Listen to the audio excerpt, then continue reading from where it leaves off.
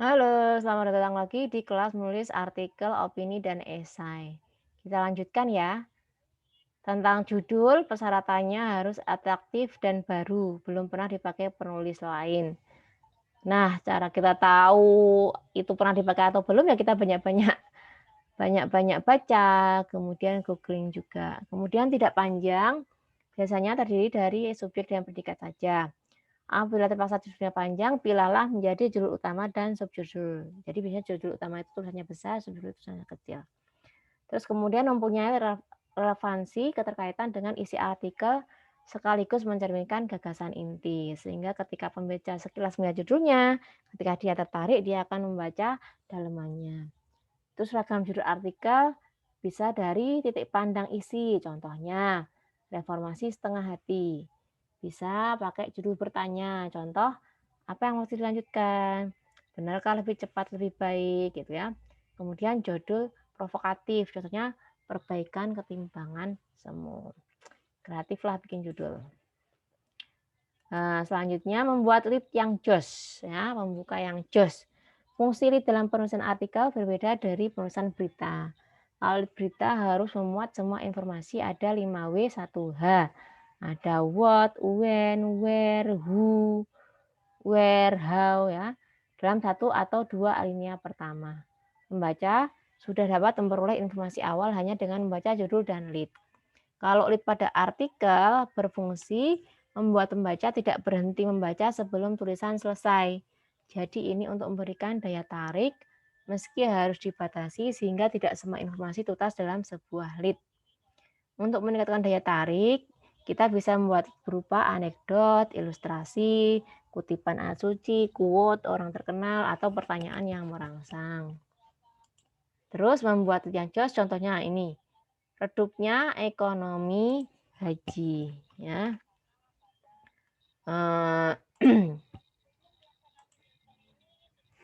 Sekitar pertengahan Juni, penulis bersama bapak mertua berkeliling di sekitaran Condet, Jakarta Timur guna menyurvei tempat usaha.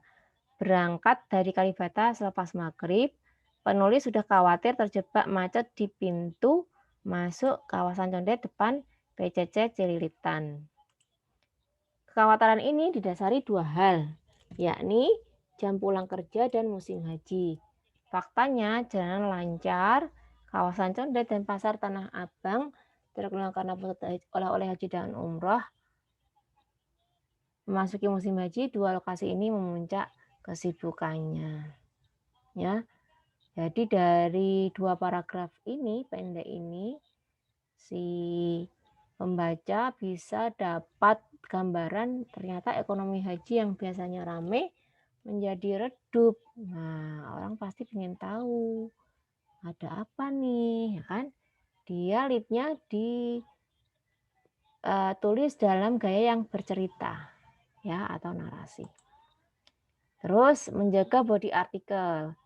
Body ini tulisan, inti tulisan, sehingga kita harus menjaga dengan sebaik-baiknya supaya pembaca tidak sampai bosan.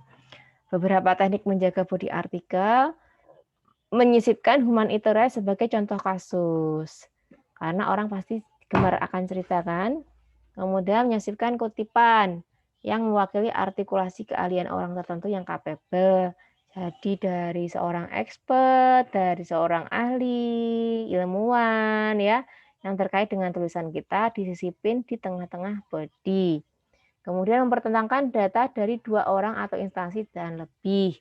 Sehingga orang ada merasakan konflik dalam body itu sehingga dia terus-menerus membaca sampai akhir.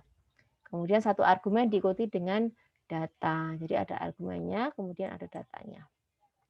Jangan abaikan bagian penutup, meski hanya satu atau dua alinea.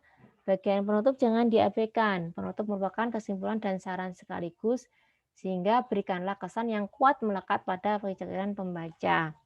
Di bagian akhir dari penutup, kita bisa menyelipkan kalimat yang menantang. Misalnya, apakah pemerintah masih membutakan mata melihat kemiskinan di Jateng?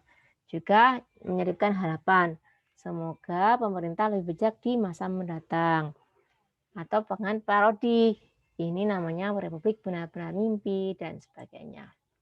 Nah, terus Rajin membaca artikel, opini, esai dari beberapa penulis media akan berguna menambah keterampilan kita, ya, wawasan kita.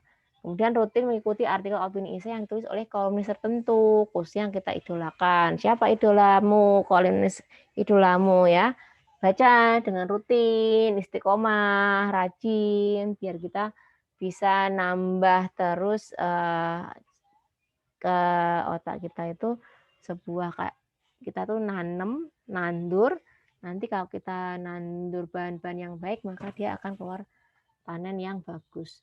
Kemudian meluangkan waktu untuk membaca buku, sering berdiskusi dengan orang lain untuk menambah wawasan, memperkaya sudut pandang dan atas sebuah permasalahan.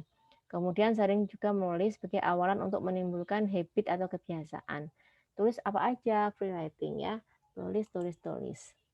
Nah, kemudian nih, contoh misalnya kita baca sebuah artikel di media massa, kita bikin beda artikelnya ya.